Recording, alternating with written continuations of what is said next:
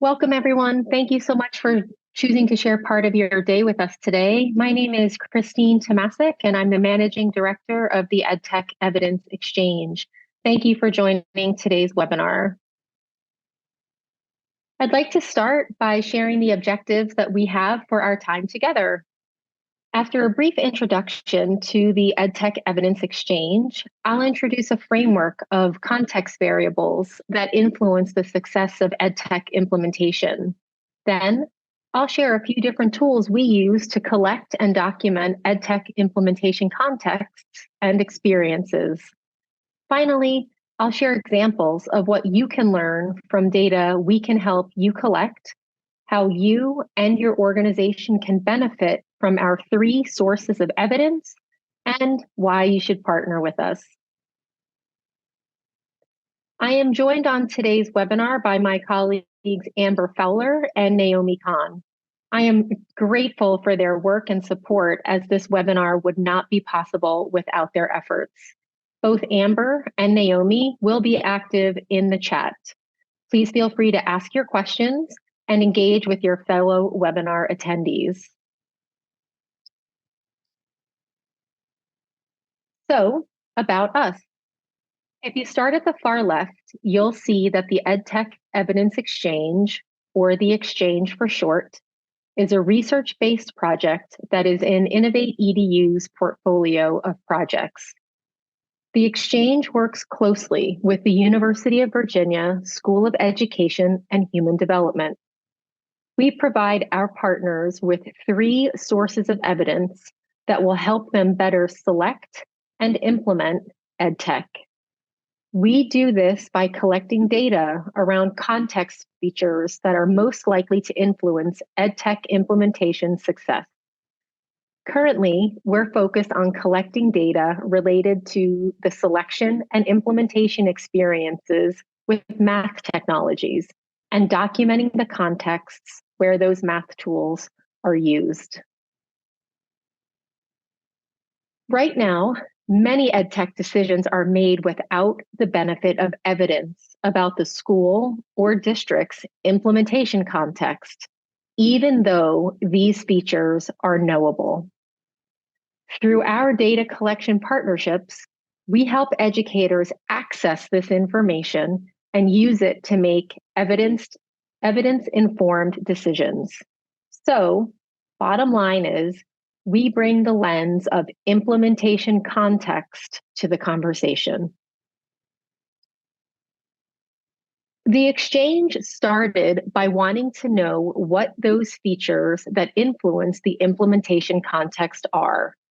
So we spent our first few years researching what features most influence the success of technology use.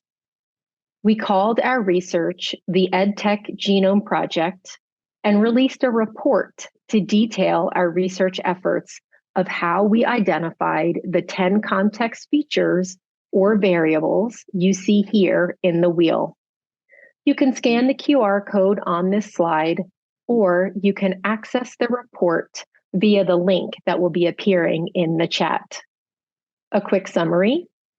Our steering committee and working groups of over 140 educators, experts, and researchers helped us identify 10 variables most likely to influence EdTech implementation. We also engaged over 2,000 educators in iterative rounds of feedback about the variables, their definitions, and survey tools to measure each variable. We know there are more context features than what is shown in the wheel, but these 10 form a pretty comprehensive context profile. We imagine these 10 features will not surprise you. They are features that often figure prominently in education initiatives. We formed a working group around each variable. Those working groups drafted a short definition, a long definition, and a draft measurement instrument aligned with their variable. We took the draft measurement instruments and, with consultation from a measurement council, worked through iterative revisions such that the 10 instruments come together as a cohesive set We refer to those 10 instruments together as the context inventory. We refer to the entire body of work, the definitions and the instruments, as the EdTech context framework. This slide shows an example of the definitions for the competing priorities variable. We have a short, several sentence definition and a long definition. Most of the definitions are between 1 and 2 pages long. And here are sample items from the competing priorities instrument. We released definitions and sample items about 2 years ago. This past spring, our UVA research team published an article in Computers in Education about the validation work done to date on the context inventory. That validation work includes an exploratory factor analysis and a confirmatory factor analysis. A link to the article preview will be appearing in the chat. I wanted to share this bit of background about our work to give you a sense of what we are about and how we arrived here. Now, let's turn our attention to data and evidence. We use a product, the EdTech Evidence Exchange Platform, or the Exchange Platform for short, to efficiently collect and analyze data and display evidence on educators' implementation contexts and experiences. A key feature of the Exchange platform is automatic display, so the evidence and insights are accessible immediately to our partners. The Exchange platform uses 2 surveys to capture educator data.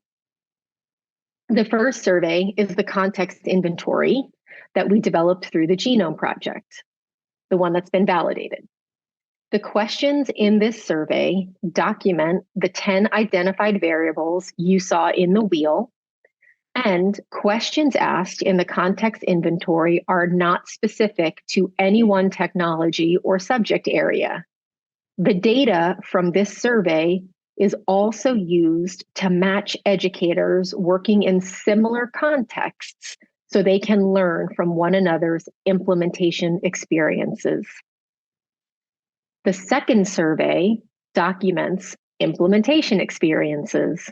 This survey is focused on one specific technology tool and does ask educators to identify a particular math technology they use for instruction, or a math technology that they help select if they are a decision maker. Educators answer a combination of closed and free response questions about their selection and implementation experiences with that math technology. This slide shows the Exchange platform user journey. First, all educators create an account and complete the context inventory. Next, math educators complete an implementation survey. Upon completion of each survey, educators instantly receive a $20 e-gift card.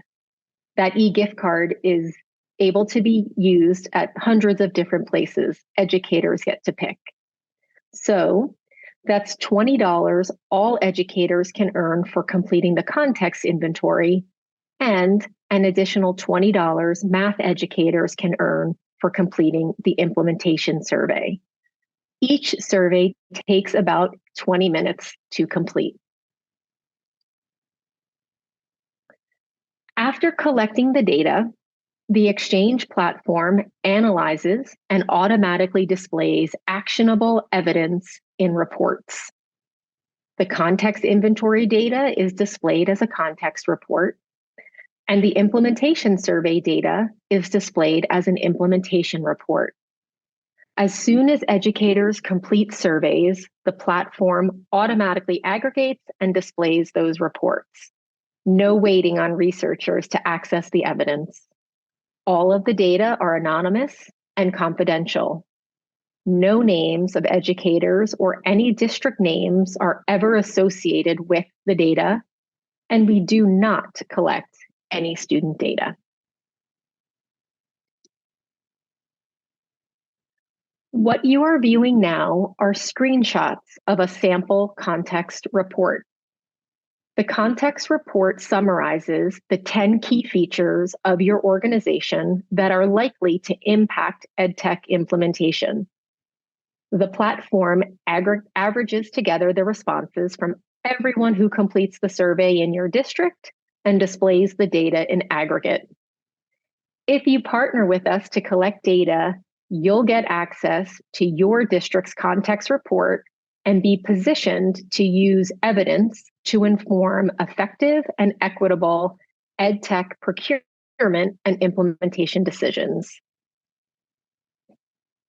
This slide shows screenshots from a sample implementation report. The implementation report is an infographic style report with feedback on specific math technology. The platform aggregates responses from every educator who reports on a specific technology. If you partner with us to collect data, you'll get access to implementation reports and be positioned to use evidence to inform effective and equitable EdTech procurement and implementation decisions. These two surveys capture a lot of data. And next, I'll walk you through a few examples of how you might use the evidence in the reports to inform decision-making. We offer 3 types of evidence displays in our Exchange platform that partners find helpful for making effective and equitable decisions. The first display you see here, a district context report, helps leaders learn more about their own district context from educators working in the district by providing insights about the presence and quality of each variable you saw in the wheel. As you interpret this data, it will provide evidence you can use to inform systems level improvements based on the findings. The 10 variables are now shown at the top of this image. We're going to first zero in on the infrastructure and operations variable. In this example, you see the variable name and the short definition at the top. You also see that the variable is broken down into 6 subscales or components: school access and functionality, remote access, remote support, school support, data systems, and operational policies. These components are all part of this variable. The darker orange bars indicate that educators responded more positively about those components of their district's infrastructure and operations. These data suggest that the district provides for both remote and school access to devices and internet connectivity. However, they do not provide any form of remote support to ensure that students are actually able to take advantage of their access. Likely, students whose families are less technologically savvy or available to help them will be at a disadvantage. This identifies a targeted area for systems improvement. You can review any of the 10 variables to help identify your district's strengths and opportunities for growth. I'll use the teacher beliefs and knowledge variable as the next example. You see here that the concept of teacher beliefs and knowledge is broken down into 4 subscales or components, each shown below the variable and definition. Again, dark orange bars indicate higher or more positive perceptions, while lighter orange bars indicate lower or less positive perceptions. These data illustrate that teachers feel positive about technology and the ways in which it has the potential to support student learning, but they don't feel confident in their knowledge of how to use technology or effectively integrate it into instruction. Teachers' positivity and likely willingness to champion technology is a strength to leverage. And these data indicate that students would likely benefit if the district began explicitly supporting integration strategies. The third example I want to share is the implementation systems and processes variable. This variable captures data about the presence and quality of implementation methods to achieve intended outcomes. For this variable, you again see the name and short definition at the top, and the subscales, and here there are 6 or components that make up the implementation systems and processes variable. The 3 darker orange bars indicate that educators responded more positively about those components of implementation systems and processes than the 3 lighter bars. These data in this example suggest that EdTech implementations are well aligned to system priorities. However, they are not sustained over time, not well documented, nor are they clearly communicated. These data might guide you to focus on communicating your plans for EdTech implementation or to create policies that require multi-year funding plans when new technologies are procured. Because the 10 variables are interconnected, you would probably look at your vision variable and your strategic leadership support variable to figure out how they interact to adequately determine your next steps. Before I go further and show the 2 other types of evidence the Exchange platform generates, I'm going to pause and see what questions, if any, have bubbled up from the group. Amber, Naomi, what questions, if any, do our viewers have so far? There are no questions at the moment. All righty, on with the show. Thanks, Amber. The second evidence type on the platform is found in the implementation reports from districts like yours. You can find districts that are similar to yours based on your implementation context and learn about their implementation experiences to see what technology they are using, what level of success they are having with it, and any suggestions or recommendations they have about it. Data in these implementation reports comes from the implementation surveys about mathematics technology that teachers are using with students, and from leaders who help select math technology for their school or district. The table of contents for these reports, shown in that dark blue strip in the center of this slide, provides the outline of the report. You will note that in addition to the tool, educator, and use case section, there are 3 report sections under selection and 4 report sections under implementation. Our platform will match your district to other districts by matching data on the 10 variables in the first survey, the context inventory. Clicking on districts like mine in our Exchange platform is how you can review the math tools that other educators who work in similar district contexts to yours are using. If they are experiencing success with a particular tool, then maybe you will too.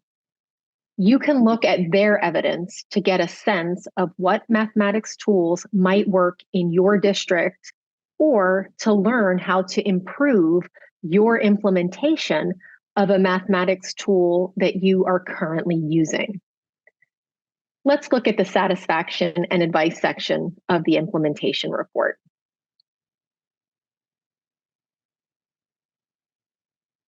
The data here shows how satisfied the teachers reported they are with the tool in their classroom.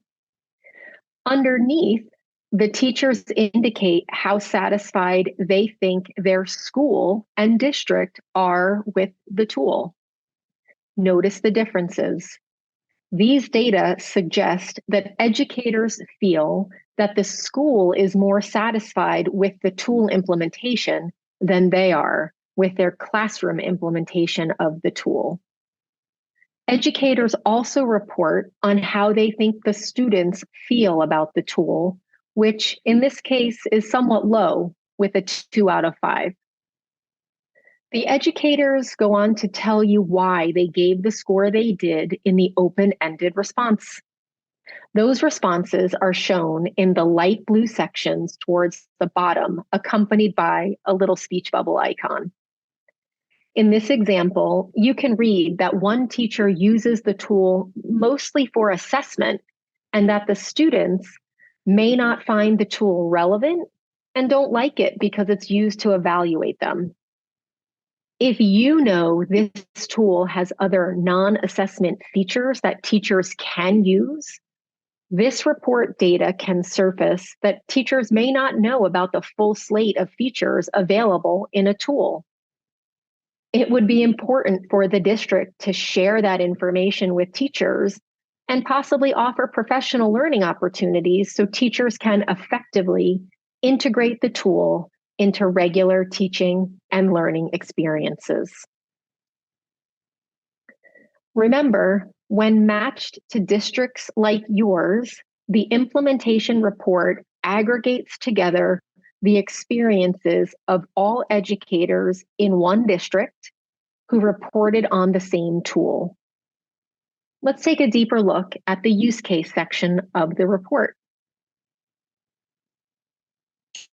The display on the right shows how frequently educators reported using this tool for different activity types.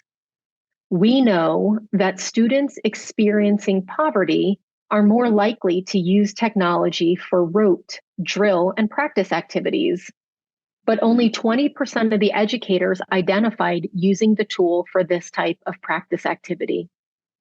90% of educators reported using the tool for somewhat higher level activities that ask students to consider, interpret, apply, or create with the math technology.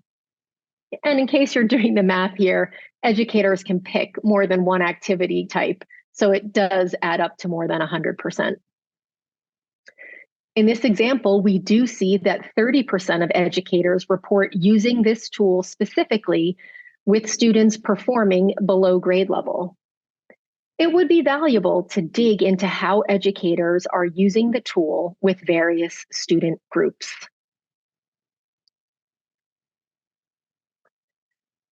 The third type of platform evidence partners can access is an implementation report by tool. There is a way to search for a particular math technology and see what all users who have reported in the Exchange platform on that tool have to say about it. The search by tool displays information from the implementation survey that we just reviewed about a math technology. But this time it is from all educators, not just educators in a district like yours.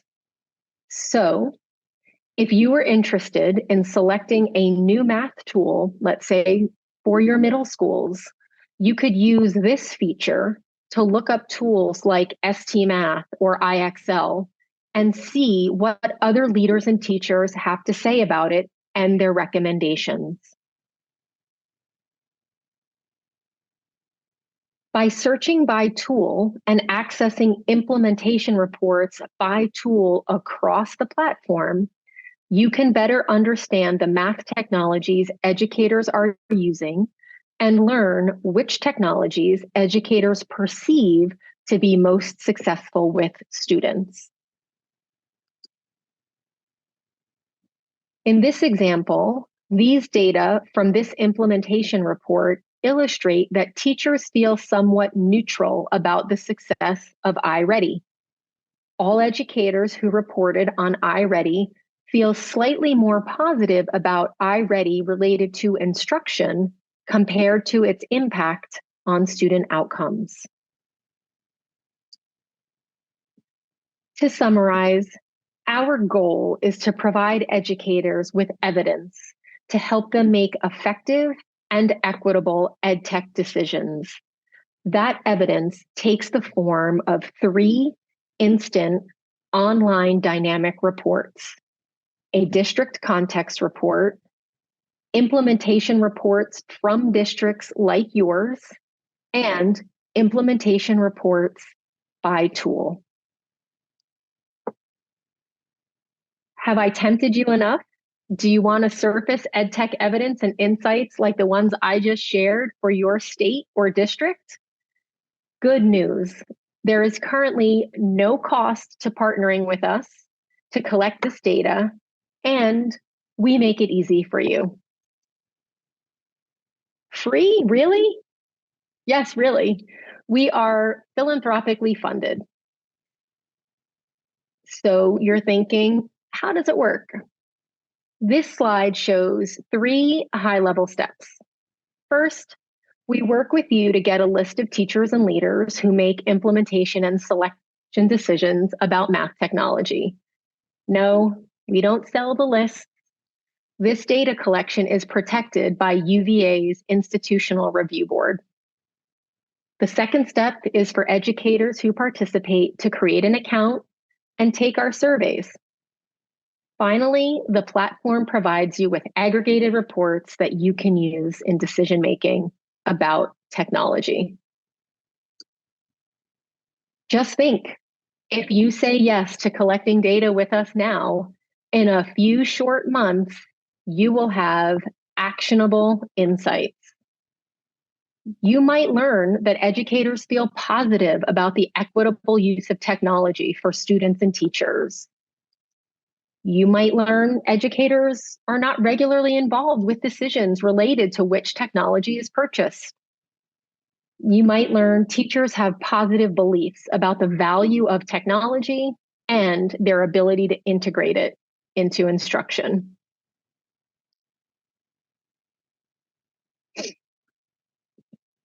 I'm going to pause again. I know we have just about 1 minute left, but just to see what questions have bubbled up, I'm happy to answer what's on people's minds. So we have one question and it says, can districts access implementation reports from multiple identifiable products in districts like theirs? For example, gain more information when considering different products for adoption. The short answer is yes. Once you're matched to a district like yours, you will see a list of what districts you've been matched to, again, all anonymous, and then you can open up to see what math ed tech tools are being used by those districts. So if you're matched to 3 different districts and there are implementation reports from all of those districts, you'd be able to see all of that evidence. Have other questions bubbled up, Amber?